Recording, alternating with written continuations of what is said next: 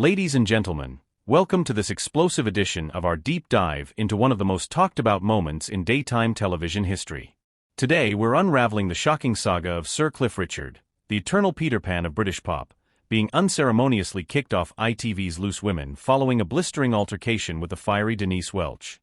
Picture this: it's a crisp autumn morning in the heart of London's bustling studios, where the air is thick with anticipation and the scent of fresh coffee mingles with the faint perfume of celebrity egos.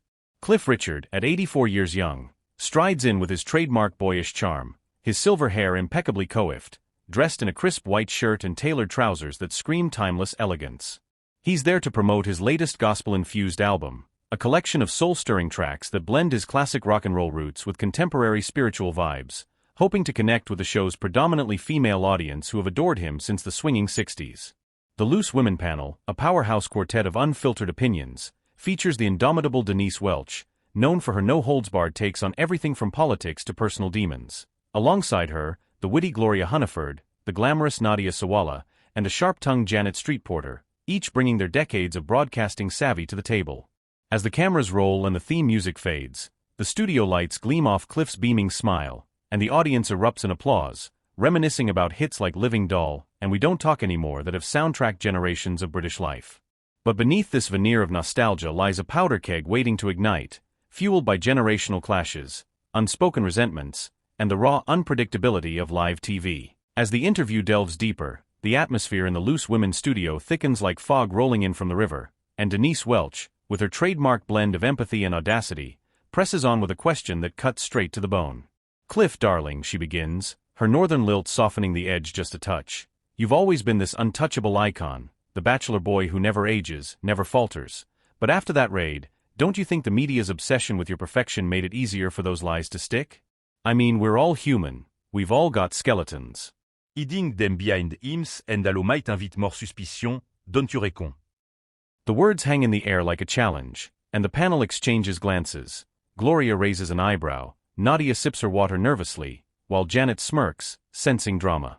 Cliff, caught off guard, his fingers drumming lightly on the armrest, pauses, the color draining slightly from his cheeks. He's faced adoring crowds and screaming fans for over 6 decades, sold 260 million records worldwide. But this feels personal, invasive, like a spotlight swung too close to wounds still raw from a high court victory that cleared his name in 2018, complete with a £1 million payout in damages. "Denise," he replies, his voice steady but laced with steel, "I've spent my life trying to live with integrity, guided by faith and fairness. To suggest my values invited falsehoods. Well, that's a bitter pill. The press hounded me not because of halos, but because sensationalism sells, and innocence doesn't always make headlines."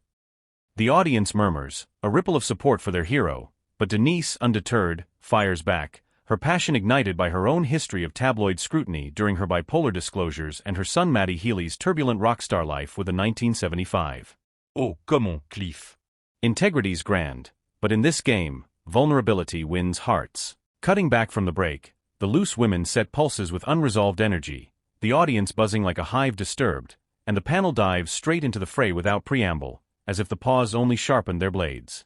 Denise Welch, her cheeks flushed with the heat of conviction, doesn't let up, pivoting to Cliff's storied reluctance to embrace the sexual revolution of the 60s and 70s, an era when his peers like the Rolling Stones were cavorting in scandal, while he remained the chaste crooner, famously turning down roles that clashed with his Christian values. "See, Cliff, that's my point exactly," she asserts, her voice rising like a tide. "You've curated this bubble of wholesomeness. Brilliant for sales, mind, but it leaves folks wondering what's really behind the smile. In my world, spilling the tea builds bridges, bottling it builds walls." Cliff, now fully engaged, his posture straightening like a soldier at attention, counters with a fervor rarely seen in his mild-mannered interviews, drawing on his 2019 memoir, A Head Full of Music, where he candidly addressed celibacy not as repression but as choice, a path intertwined with his evangelical turn in the 60s. Bridge? "Denise, I've built cathedrals of connection through melody and message. My life isn't a confessional booth for prime time, it's a testament to discipline amid decadence.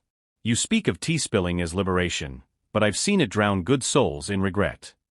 The words land like punches, and the studio erupts, gasps from the front row, where a cluster of silver-haired fans clutch their programs, and cheers from younger attendees who nod along to Denise's manifesto of openness. The tipping point arrives like a thunderclap in the confined space of the studio, where emotions run hotter than the spotlights overhead, and Denise Welch, fueled by a cocktail of righteous fervor and unscripted impulse, delivers the barb that shatters the fragile peace.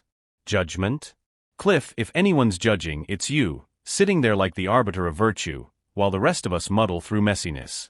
Your life's a fairy tale, mine's a bloody battlefield, and I'm proud of the scars, she exclaims, slamming her palm on the table for emphasis, her bracelets jangling like alarm bells.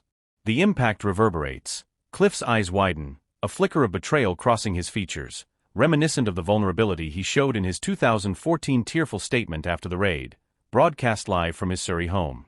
He stands abruptly, chair scraping against the floor with a screech that silences the room, his 5 feet 10 inches frame seeming taller in indignation. Enough, Denise. This isn't conversation, it's crucifixion. I've endured enough public floggings, I'll not suffer one here, among supposed friends.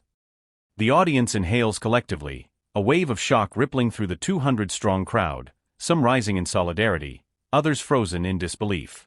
Producers, faces ashen in the booth, gesture wildly for a cut to ads, but the director hesitates. Ratings gold demands endurance. Gloria reaches out a placating hand, murmuring, "Cliff, love, sit down, let's breathe," while Nadia, voice quivering, suggests a group hug, her diplomatic instincts kicking in. Janet, however, leans back with a wry grin, muttering, "Well, this is more entertaining than Jeremy Kyle."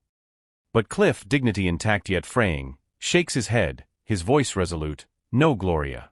Integrity demands exit when respect evaporates. Ladies, thank you for the platform, flaws and all." In the immediate aftermath of Cliff Richard's dramatic departure from the Loose Women set, the airwaves ignite like dry tinder struck by lightning, with social media erupting into a digital inferno that engulfs timelines and trend lists within minutes. Hashtag Cliff kicked off trends nationwide, amassing over 500,000 mentions in the first hour, a cacophony of keyboards clacking from Land's End to John O'Groats, where fans dissect every syllable, gesture, and glance from the viral clips already circulating on TikTok and Instagram Reels. Disgraceful. Denise Welch just assassinated a national treasure on live TV, boycott Loose Women.